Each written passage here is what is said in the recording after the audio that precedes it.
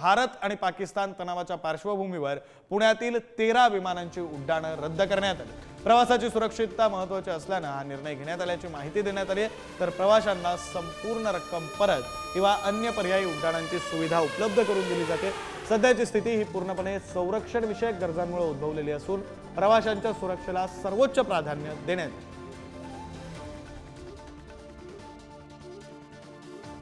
तर कोणती उड्डाणं रद्द करण्यात आली? अमृतसर ते पुणे इंडिगो कंपनीचं हे विमान रद्द करण्यात आले। पुणे ते कोचीन 6E6129 हे विमान रद्द करण्यात आले।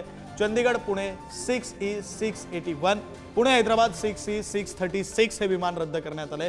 राजकोट हिरासर ते पुणे हे विमान रद्द करण्यात आले। पुणे ते जोधपूर, पुणे ते चंदीगड हे विमान सुद्धा या विमानांची उड्डाणं सुद्धा रद्द करण्यात आली। पुणे ते अमृतसर, पुणे ते सुरत या विमानांची सुद्धा उड्डाणं रद्द करण्यात आली। पुणे ते राजकोट अर्थात हिरासर हे विमानाचं उड्डाण सुद्धा रद्द करण्यात आले। जोधपूर ते पुणे या विमानाचं तसंच पुणे ते जयपूर या विमानाचं सुद्धा उड्डाण रद्द करण्यात आले। पुणे ते भावनगर स्पाइस जेटचं हे विमान त्याचं सुद्धा उड्डाण रद्द करण्यात आले।